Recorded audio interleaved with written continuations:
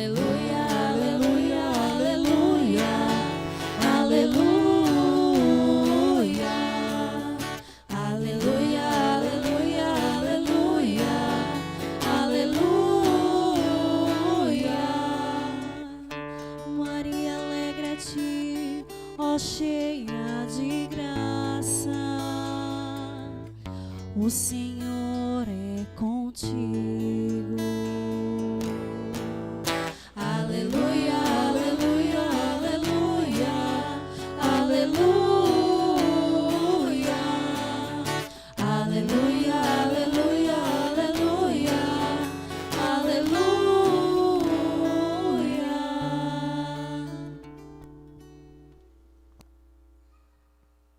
O Senhor esteja convosco. Ele está no meio de nós. Proclamação do Evangelho de Jesus Cristo segundo Lucas. Glória a vós, Senhor. Naquele tempo, no 6º mês, o anjo Gabriel foi enviado por Deus a uma cidade da Galileia chamada Nazaré, a uma virgem prometida em casamento a um homem chamado José. Ele era descendente de Davi e o nome da virgem era Maria.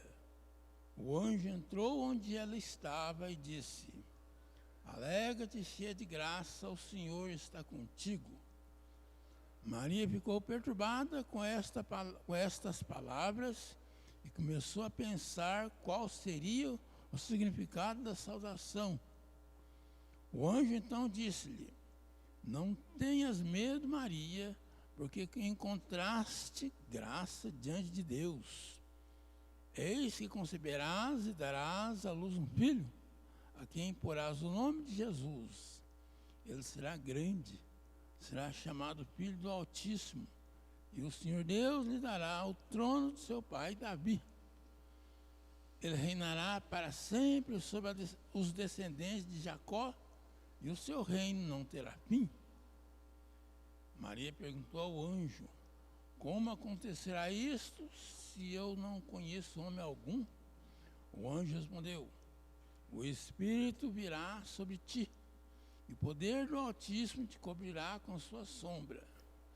Por isso, o menino que vai nascer será chamado Santo, Filho de Deus. Também Isabel, tua parenta, concebeu um filho na velhice. Este já é o 6º mês daquela que era considerada estéril, porque para Deus nada é impossível. Maria então disse: Eis aqui a serva do Senhor, faça-se em mim segundo a tua palavra. E o anjo retirou-se. Palavra da salvação. Glória a vós, Senhor. Então, gente, vamos sentar, ver a beleza dessas leituras. Então, hoje nós vamos aprender um pouquinho de Mariologia, né? Sempre que eu faço homilias em solenidade Nossa Senhora, eu costumo dar umas pinceladinhas na Mariologia para o povo saber, né, o sentido de Maria, o sentido do terço, né? Então,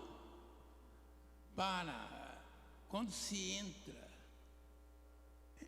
em assuntos sobre Nossa Senhora, o que vem à mente são os dogmas.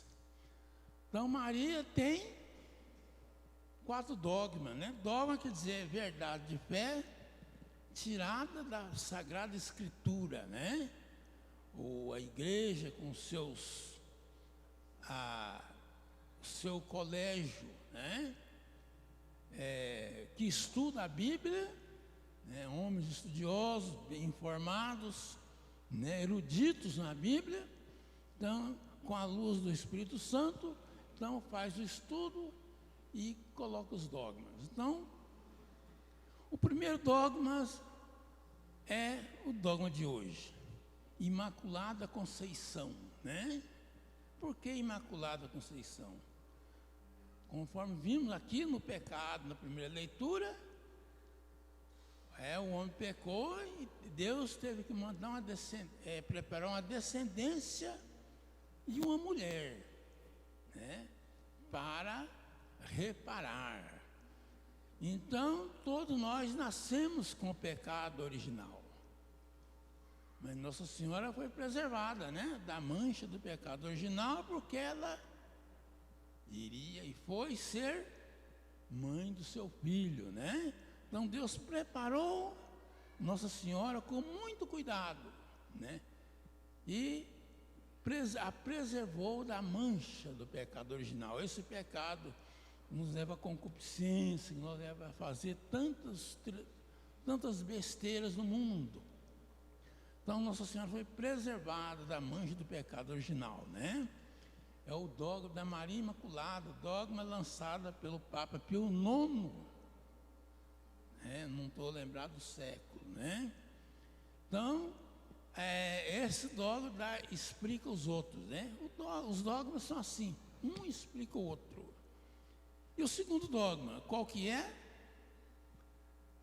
O dogma da virgindade, né? Se celebra quando? Se celebra no dia 25 de dezembro, né? O homem não lembra porque fica mergulhado nas festas, né?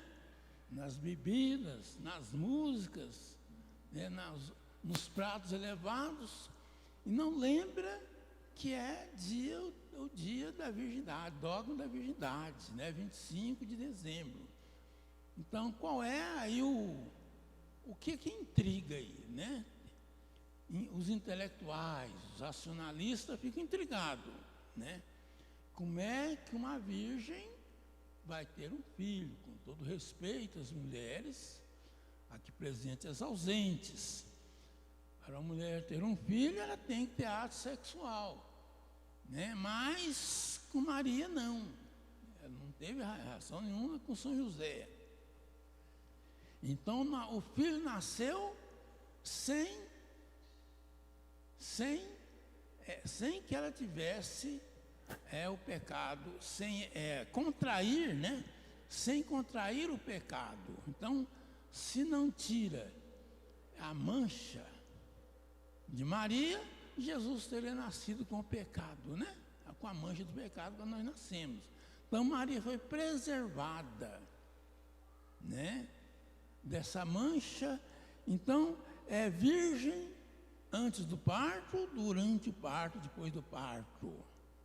Então foi uma ação de quem? Falou no Evangelho. Uma ação do Espírito Santo, né? Mas perguntou, como vai acontecer isso? Eu não conheço homem algum, né? Ela tinha votos de virgindade, de continência, desde os 8 aninhos, já tinha voto e tal, né? Mas o anjo disse, não se preocupe, o Espírito Santo virá sobre ti e te cobrirá com sua sombra, né? Por isso, o santo que nascer de ti será chamado Filho de Deus. Então está o dogma da virgindade, né? Concebeu, né, sem o concurso do homem, né? Isso intriga a quem não tem fé, os incrédulos, os pagãos, né? Mas para o povo de Deus, né, não deve causar intriga. E o terceiro dogma é Maria, Mãe de Deus. Esse, né, Deus me livre, né? Por que Maria, Mãe de Deus? Ainda aquele padre que morreu, estava falando lá no YouTube, mas ele não explicou direito, né? Esqueci o nome do padre lá, né? Ele está dizendo, mas se Deus, como é que Deus não precisou de uma mãe? Ele não tinha mãe, é o Espírito, né? Como é que Maria pode ser mãe de Deus, né? Então, acontece o seguinte, que enquanto Deus agia na dimensão espiritual, só na palavra, Ele não precisou de uma mãe. Mas a partir do momento que Ele quis assumir um corpo, aí Ele precisou, né? Então, ele é Padre Léo, né? Ele estava falando lá no YouTube, né? Eu estava vendo, ele deveria ter explicado isso, né? Então, faltou isso aí, né? Então, é mãe de Deus, porque Deus assumiu um corpo. Então, Jesus tem duas naturezas, né? Por isso que ele tem duas naturezas. A natureza humana e a natureza divina, né? Então, aqui está o detalhe importante, né? Maria ser mãe de Deus, né? E Jesus, quando fala que é filho de Deus, já dá para entender que Maria é mãe dele, né? Muitas vezes ele fala no Evangelho que ele é filho de Deus. Se ele é filho de Deus, Maria é mãe dele, claro que Maria é mãe de Deus. Então, é o terceiro dogma. Ele se celebra no dia 1º, né? Dia de ano, de festa também. O povo não lembra muito bem, né? Mas deveria recordar com bastante força esse dogma, Maria, mãe de Deus. E o quarto dogma é a Assunção de Nossa Senhora, né? Na nossa lógica, na lógica humana, morreu, caixão e cemitério, né? Depois que morre, caixão e cemitério, aí o corpo fica jogado lá, os bichos, né? Deforma e acaba. Só vai se voltar no último dia. Mas Maria não foi devorada por bichos, né? Ela subiu ao céu, é a Assunção de Maria. Por quê? O que é que faz o homem ir para um cemitério e ter seu corpo todo devorado por bichos, todo deformado, todo acabado? Por quê? O que é que faz? O pecado, né? O pecado. O que faz com que a gente seja devorado, o nosso corpo vai para o cemitério e seja devorado, seja entre decomposição, é por causa do nosso pecado. Mas Maria não tinha pecado. Essa é a explicação teológica, né? Maria não tinha pecado. Se não tinha pecado, não havia razão para o seu corpo ficar lá esperando o dia da ressurreição, no último dia. Então o seu corpo foi levado para o céu glorioso, né? Intercedendo para nós, né? Então aqui está, esse dogma se celebra que dia? 15 de agosto, né? Assunção de Nossa Senhora. Então nós estamos conhecendo alguma coisa de Maria. Mas Maria, com toda esses predicados, Maria, ela não é adorada. É o culto mariano, né? Temos dois cultos, de adoração e veneração. Culto de adoração é para quem tem a divindade, ela não tem. Ela goza da divindade do seu filho. Então ela está como, né, intercessora, né, medianeira. Então Maria não é adorada, não se dobra o joelho diante da imagem de Maria. Ela é venerada, né? Faz uma reflexão, né? Então ela é venerada, né? Ela tem muitas, assim, vamos dizer, muita vantagem, me faltou uma palavra certa aqui para explicar, né? É muito querida por Deus, muito estimada por Deus, etc, privilegiada, né? Ela chega a vir ao mundo, vem fazer milagres, né? A Aparecida está cheia de milagres, Fátima, né? Guadalupe, né? Faz muitos milagres, né? Aparição, nenhum santo aparece. Tem história de santo que apareceu, né? São Francisco de Assis nunca apareceu, santo não, mas Nossa Senhora aparece. O que quer dizer que ela goza de um certo privilégio diante de Deus, né? diante desse privilégio que ela goza, ela aproveita então para nos favorecer a nossa salvação, né? Até o meu sacerdócio deve a Maria. Se não fosse Nossa Senhora, não teria sido padre, não, viu? Os padres não queriam, os bispos não queriam. Esse cara aí não tem jeito de padre, não. Mas eu sempre rezava o terço, né? Nossa Senhora vai dizer, parece que Jesus também não queria, mas Nossa Senhora queria. E o sacerdócio veio. Então são forças de Maria, né? E acontece na vida de vocês também. É que vocês não pararam para pensar, né, nas mãos de Deus, nas mãos de Maria que vocês tiveram, né? Mas Maria atua muito na nossa vida, né? Então, apesar dessas, né, essas vantagens, esse privilégio que ela tem, ela não é adorada, ela é venerada, né? Então, e a sua missão é nos levar para Jesus, né? Então diz a carta de Paulo apóstolo que nós somos filhos adotivos, né? Jesus nos fez filhos adotivos, né? Mas ser filho de Deus, só ser filho de Deus adotivo, não basta. É preciso combater o pecado, né? Tem cheio de gente batizada aí, mas que vive como pagão, né? Então não basta ser só filho de Deus, é preciso combater o pecado, é preciso pedir forças para Maria, né? Então o terço, que está o sentido do terço, né? Qual é o sentido do terço? O terço está na Bíblia ou não? Quem diria que está?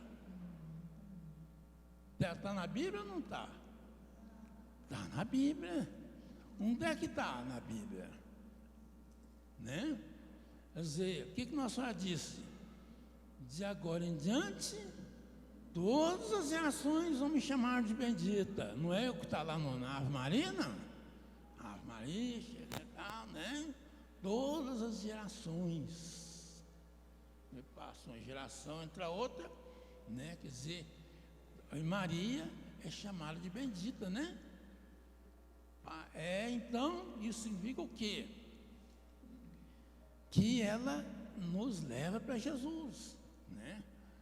Então, se ela é bendita, bendita por todas as gerações, Deus faz maravilha nela, ela vai trazer essas maravilhas para nós.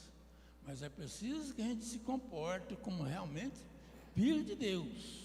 Combate o pecado, combate a maledicência, combate as correntes perigosas que estão por aí, o relativismo que não deixa reconhecer Jesus como poder absoluto, o hedonismo, né?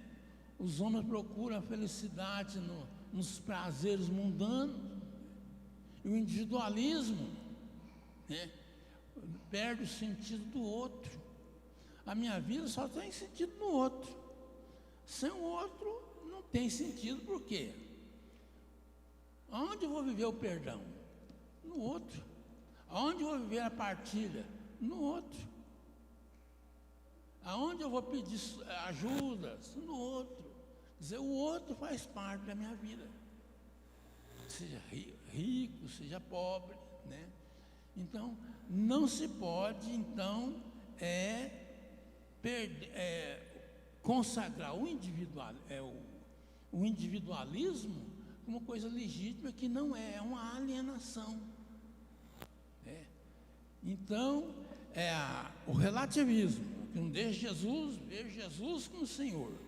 O hedonismo, que procura prazeres no pecado, os pecados graves, nos confortos do mundo. E o individualismo, tem outras correntes também. Essas três são fundamentais.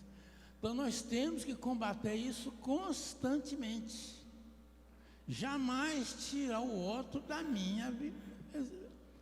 da minha vida, do meu pensamento, do meu quadro mental, né? Então, é muito importante ser através do outro que eu vou conseguir salvação, tá bom? Então, vamos fazer um retrospecto importante. Então, nós fizemos um estudo sobre Maria, né? Nós vimos o quê? Os 4 dogmas, né? Primeiro dogma, Imaculada Conceição. Quando? 8 de dezembro. Segundo dogma, o dogma da virgindade. Que dia? 25, né? 25 de dezembro, no Natal.